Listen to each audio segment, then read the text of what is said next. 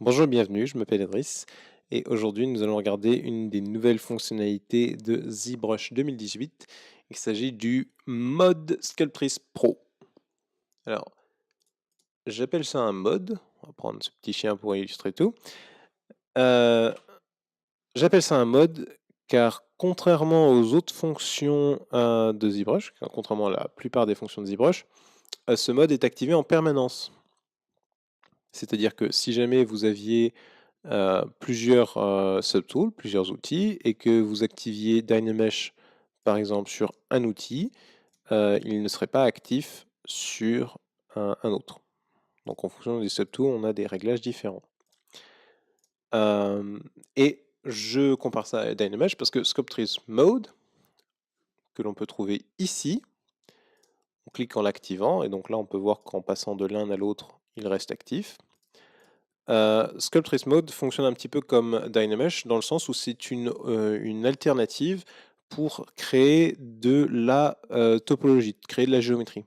Alors, Dynamesh, on prend notre modèle, on le modifie, on fait un contrôle dans le vide pour recréer la géométrie automatiquement.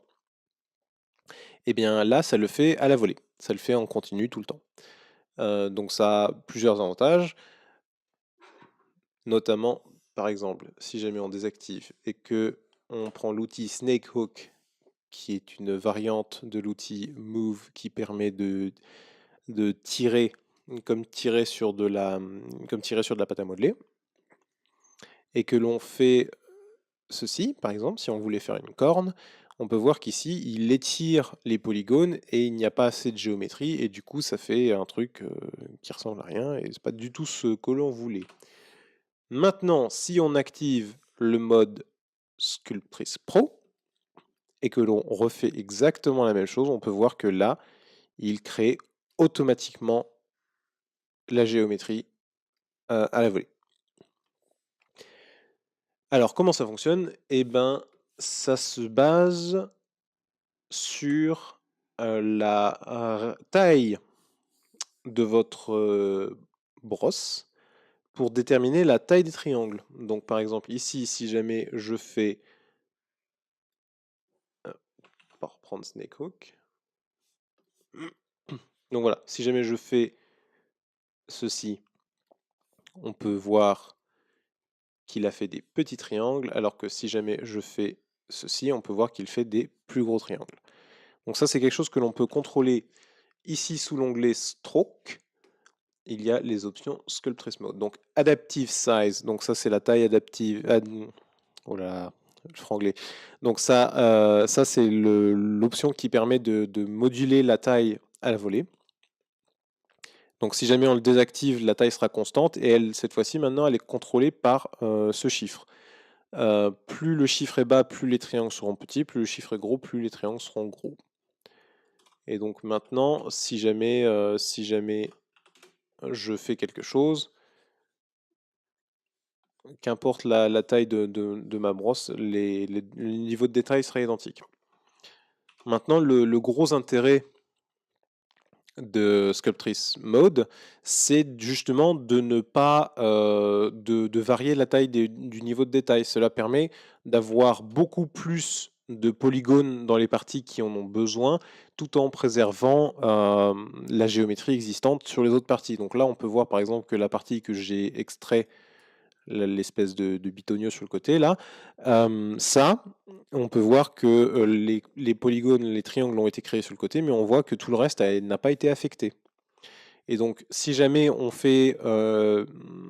décide de faire des rides ou des cicatrices ou des choses comme ça, on peut avoir trois quarts du visage avec moins de polygones et juste avoir des polygones très fins, très petits au niveau des détails importants. Et donc, ça permet d'avoir des modèles plus légers.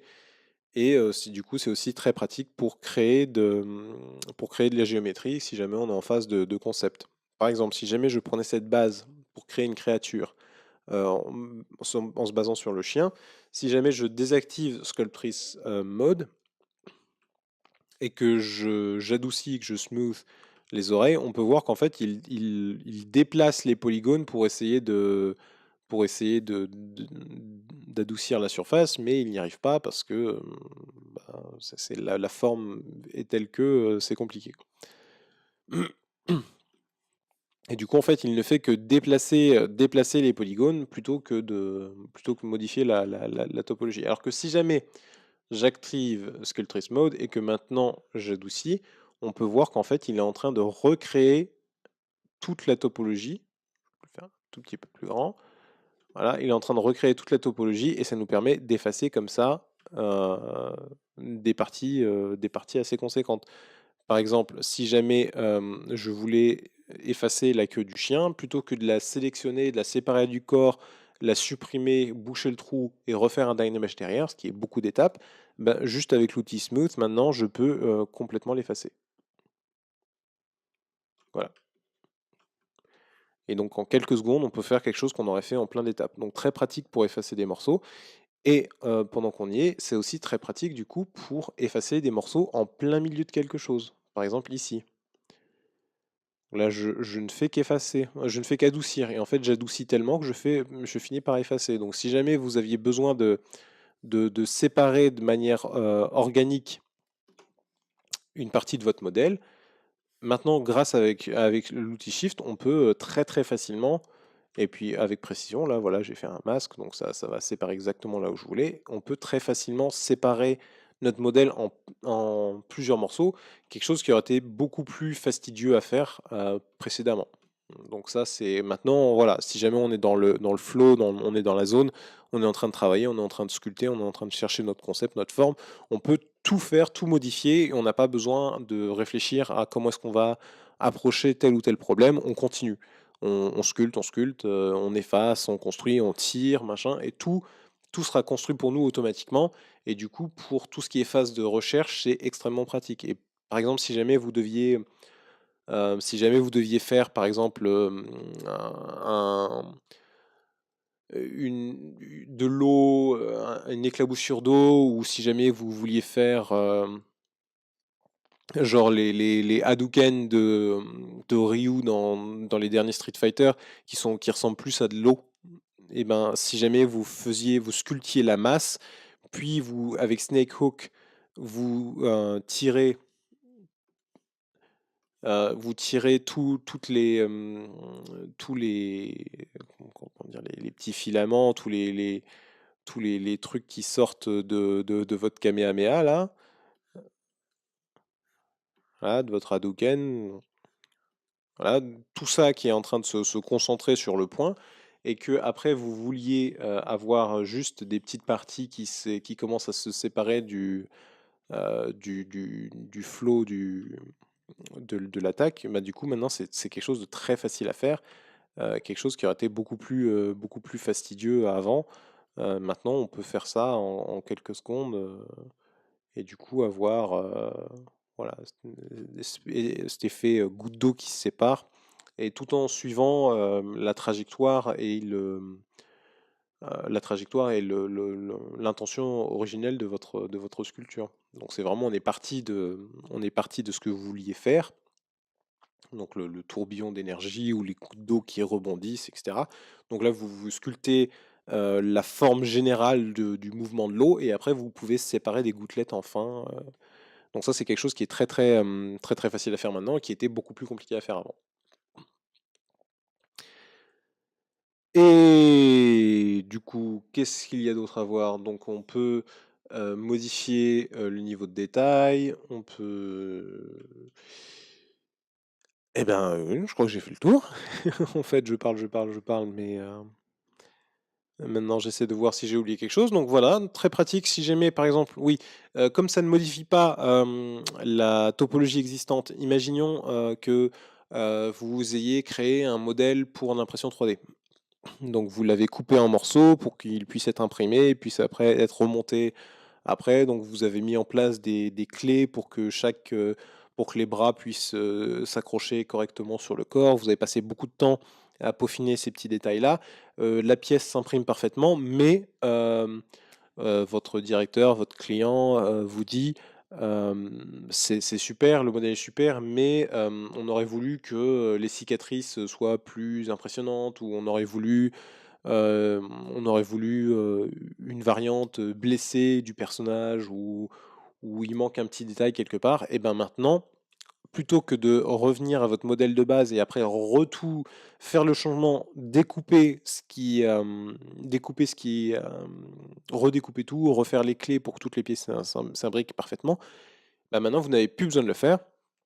Vous prenez et comme on sait que vous avez fait Dynamesh par exemple sous Z-Plugin, Decimation Master par exemple, et vous l'avez décimé.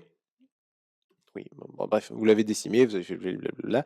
Et du coup, vous avez une topologie particulière qui est faible en polygones, donc parfaite pour aller sur une imprimante 3D, mais vous allez juste modifier la partie qui vous intéresse et ça ne va pas drastiquement, là on peut voir le nombre de polygones qui augmente, mais ça ne va pas drastiquement changer le modèle. Donc là, ça vous permet de modifier. Si jamais vous avez besoin juste de changer une toute petite partie, même si vous avez besoin de rajouter un niveau de détail impressionnant. Donc avant, on aurait été obligé de diviser un certain nombre de fois, de Dynamesh, et ça aurait tout modifié toute la surface. Maintenant, si jamais vous avez juste besoin de faire une minuscule cicatrice sur le côté, vous pouvez, et vous allez avoir exactement le niveau de détail qu'il vous faut, car comme le niveau de détail est proportionnel à la taille de la brosse, vous allez pouvoir travailler aussi finement que possible. Et même si ça fait créer de légers artefacts, si jamais c'est pour l'impression 3D et que une fois imprimé, le modèle sera de cette taille-là, les légers détails ne vont pas se voir. Et donc voilà, c'est à peu près tout. Donc Sculptris Prod, c'est un mode, très pratique pour créer votre base originale, très pratique pour modifier quelque chose d'existant sans avoir à tout refaire, très pratique pour faire certains effets. Ça ne remplace pas d'autres fonctions, donc si jamais vous avez besoin de niveau de subdivision, si jamais là, Sculptris Prod fonctionne uniquement avec des triangles, donc si jamais vous avez besoin de quads, du coup c'est pas forcément la meilleure option. Comme ça ne modifie pas tous les triangles systématiquement, c'est-à-dire que vous allez avoir des parties qui seront plus rough, moins travaillées que d'autres, et du coup ça peut se voir aussi. Donc là on peut le voir que là j'avais pas subdivisé le modèle avant de le modifier. Donc là on peut voir qu'il y a des parties qui sont lisses, d'autres qui sont très triangulées, d'autres qui sont vraiment des quads. Donc là, voilà, le rendu n'est pas nickel. Donc voilà, ça ne remplace pas toutes les autres fonctions, mais cela permet de faire des choses qu'on ne pouvait pas faire avant. Et ça, c'est un des gros intérêts de ZBrush, c'est que voilà, c'est une mise à jour gratuite. Si vous aviez acheté ZBrush il y a 19 ans, vous avez 19 ans de mise à jour gratuite et vous avez maintenant encore plus d'options pour faire des choses que vous pouviez faire difficilement avant. Et voilà, plus d'options. Donc ça ne remplace pas tout ce qui existe. Donc il faut toujours maîtriser Dynamesh ou les subdivisions ou ce genre de choses-là, mais plus d'options pour faire plus de choses. Donc ce sera tout pour moi. Si jamais vous avez des questions, n'hésitez pas à les poser dans les commentaires. N'hésitez pas à vous inscrire. C'est plus une chaîne anglophone parce qu'il y a beaucoup plus de viewers anglophones, mais j'essaie de faire du contenu en français. Donc n'hésitez pas à vous inscrire si jamais vous voulez du contenu en français, il y en aura. N'hésitez pas aussi à aller voir les liens dans la description. Ça aide la chaîne, ça m'aide moi. Et voilà, je vais vous laisser avec une petite vidéo de ce que j'ai fait vite fait pour tester Sculptris Mode pour Pro, pour voir ce que je peux vous apporter. Et puis je vous verrai dans la prochaine vidéo.